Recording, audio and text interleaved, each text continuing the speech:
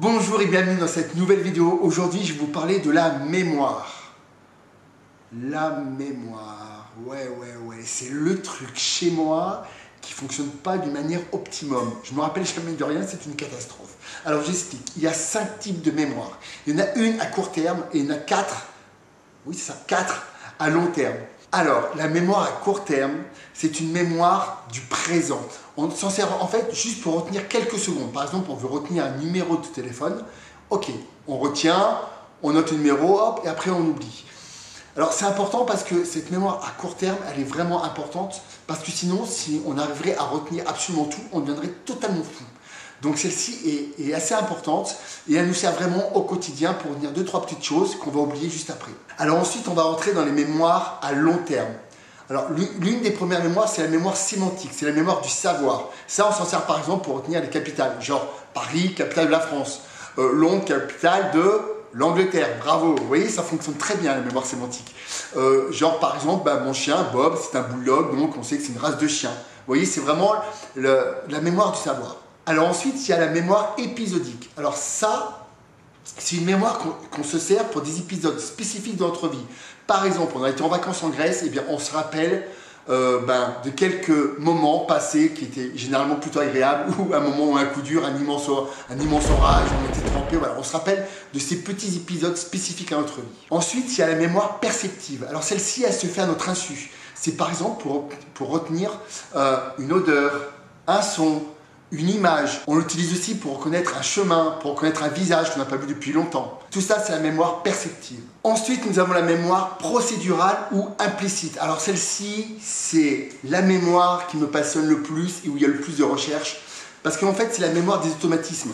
Par exemple, quand vous apprenez à conduire une voiture, ça va rentrer dans cette mémoire implicite et vous n'aurez plus besoin à réapprendre. Vous voyez, c'est directement inclus. Quand vous apprenez à marcher, c'est pareil, à faire du vélo, à faire la vaisselle, enfin bref. Tout ce qui demande des automatismes, ça rentre dans cette mémoire implicite. Alors cette mémoire est extrêmement sollicitée chez les artistes et aussi chez les sportifs. Donc ça nous concerne directement. Et ça rentre vraiment dans des automatismes et dans des circuits neuronaux automatiques.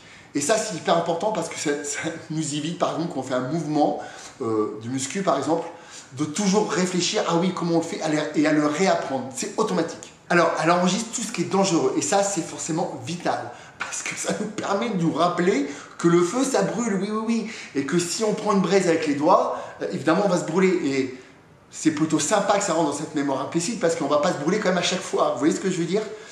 Mais ça pose aussi un autre problème. Car, comme elle retient tout ce qui est dangereux, dès qu'on a une pensée négative, elle va le retenir aussi. Parce que notre cerveau considère qu'une pensée négative est ou considère que c'est dangereux. Donc, on va retenir tout ce qui est négatif. Et c'est pour ça souvent qu'on pense plus souvent au négatif qu'au positif. Et tout ça, il va falloir le cultiver parce que malheureusement, les pensées positives ne vont pas dans la mémoire implicite. Elle va plutôt dans la mémoire explicite, la mémoire à court terme. C'est pour ça qu'il faut faire des réels efforts pour garder une pensée positive plutôt haute. On vous posez souvent la question aussi, mais vous dites, mais pourquoi j'ai plus souvent des pensées négatives que positives? Il faut être honnête, on a beaucoup plus souvent des pensées négatives que positives. Imaginez-vous bien que votre cerveau a des millions d'années d'évolution et que sa survie, enfin notre survie, la survie de l'espèce, s'est faite pour se rappeler du danger permanent qu'il y avait. Donc forcément, on se rappelle en permanence de tout ce qui est négatif, de tout ce qui est dangereux. C'est pour ça que ça rentre directement dans cette mémoire-là, qui est totalement automatisée, qui nous permet tout simplement de survivre. Alors il faut savoir que cette mémoire implicite est extrêmement puissante. Je vais vous donner un exemple. Si un jour vous avez eu peur de l'avion, vous avez pris l'avion plein de fois, et puis un jour il y a des turbulences, et depuis vous avez hyper peur de l'avion, vous allez oublier les 99 fois où ça a été cool, vous n'avez pas eu peur, et vous allez retenir juste une fois où vous avez eu une expérience plutôt négative, vous avez eu peur, et vous allez avoir peur de l'avion à plus vouloir y monter. Donc vous voyez qu'elle est vraiment puissante, et qu'il va falloir vraiment travailler là-dessus pour essayer de sortir de ce schéma-là. En 2016, il y a eu des chercheurs qui ont essayé d'imaginer la capacité de stockage de notre cerveau. Et là, je vous dis franchement, c'est un truc de malade. Alors, je vous dis des chiffres avec des pincettes parce qu'il est possible encore que d'ici quelques années, ce chiffre augmente, c'est pour vous dire.